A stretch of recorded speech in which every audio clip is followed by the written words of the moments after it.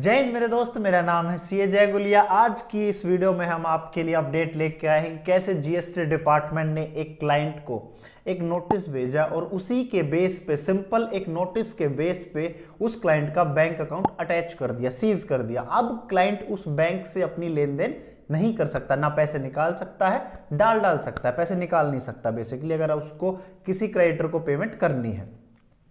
हुआ यूं कि इंटेलिजेंस डिपार्टमेंट, जो जीएसटी का इंटेलिजेंस डिपार्टमेंट है, वहां से नोटिस आया क्लाइंट को अंडर सेक्शन 70 में सिंपल इंक्वायरी वगैरह के लिए, और क्लाइंट से इंक्वायरी की गई।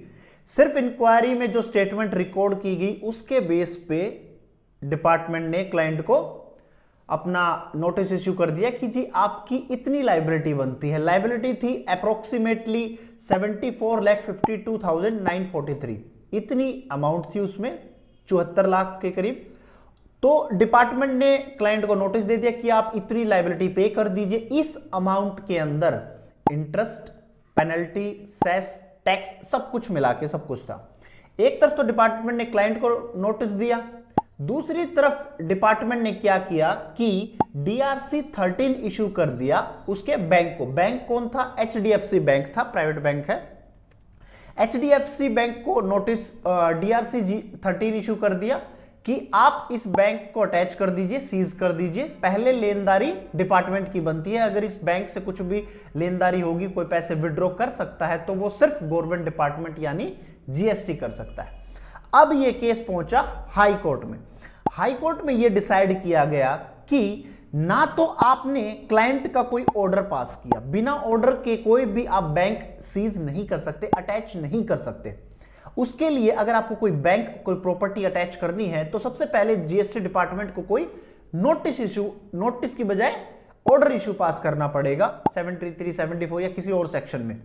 कोई ऑर्डर पास नहीं हुआ था इस क्लाइंट के केस में, और साथ साथ में सेक्शन 42 की जो रिक्वायरमेंट्स है, सेक्शन 42 की जो रिक्वायरमेंट्स है वो भी फुलफिल नहीं की गई थी। सेक्शन 42 की रिक्वायरमेंट्स क्या क्या हैं?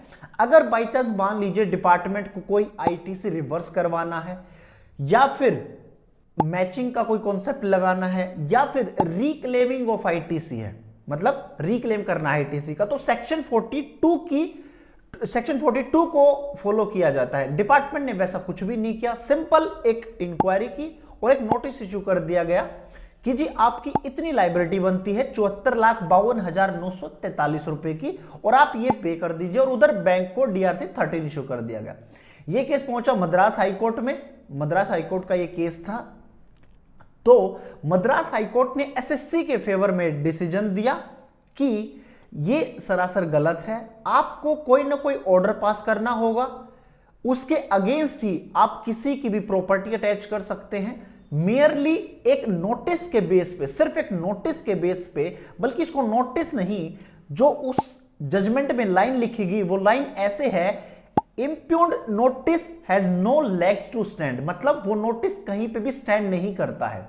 बिना ऑर्डर के कोई भी नोटिस, इनवैलिड नोटिस था, कोई भी स्टैंड नहीं करता है। मतलब नोटिस वैलिड हो सकता है, लेकिन किसी की प्रॉपर्टी या बैंक अटैचमेंट के लिए ये नोटिस सही नहीं है।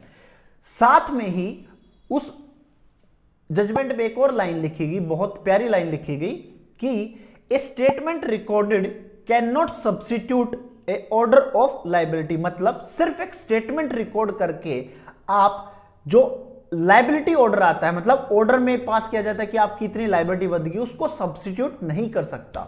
तो ये सब अगर आपको चेक करना है तो हमारे टेलीग्राम पे मैं इसको डलवा देता हूं।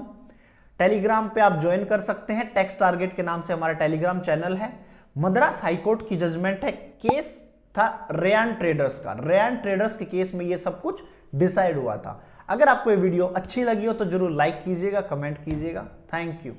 जय हिंद।